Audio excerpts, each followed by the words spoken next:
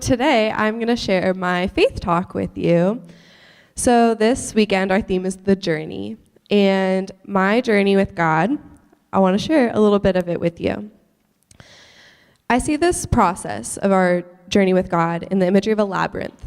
And when you walk a labyrinth, you enter in one place. And there's one path that winds closer and further away from the center.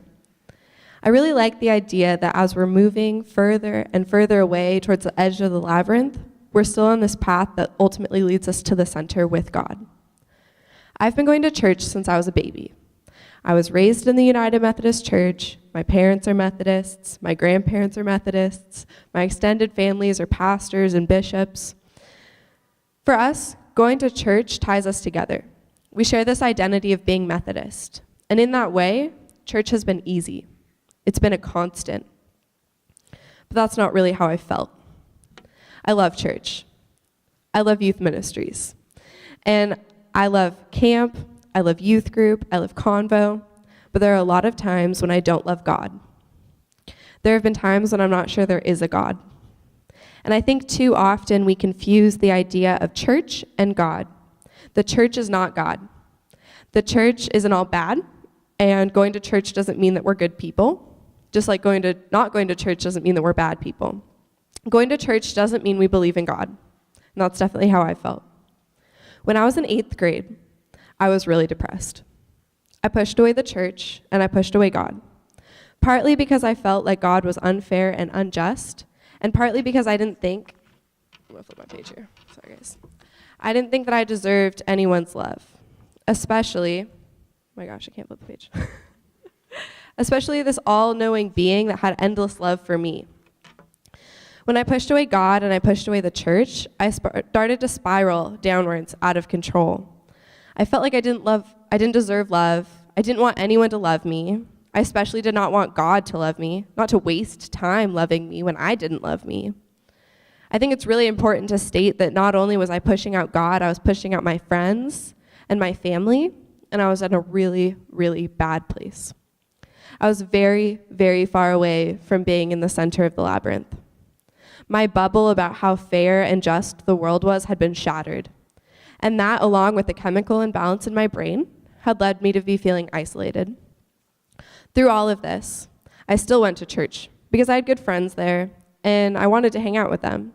And even though I didn't necessarily believe in God, I believed in the church, and in the church community, and in the church family that I was in.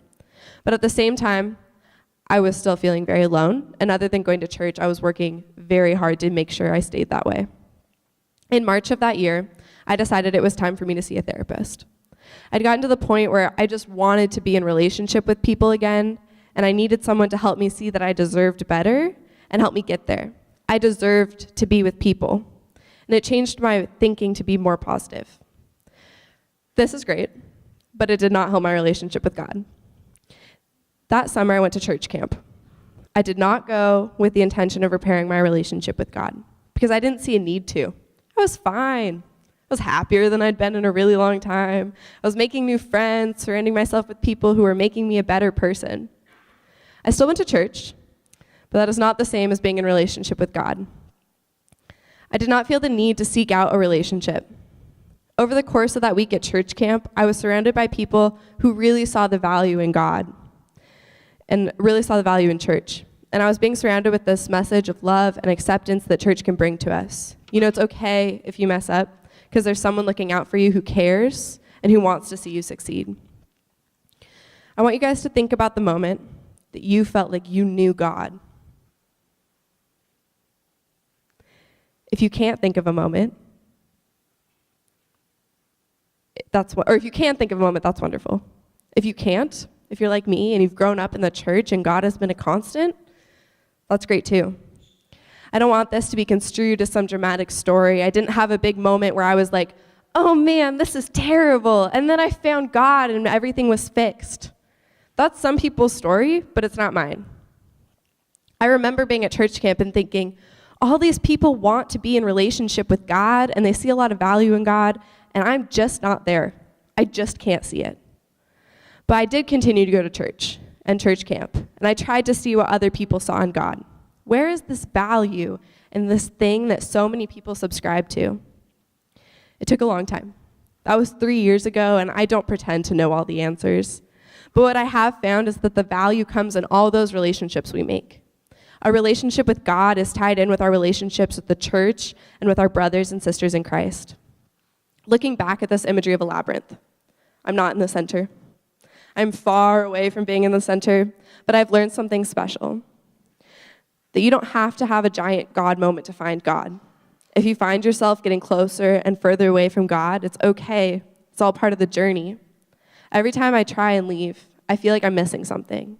And that relationship is what keeps pulling me back in time and time again. Thank you.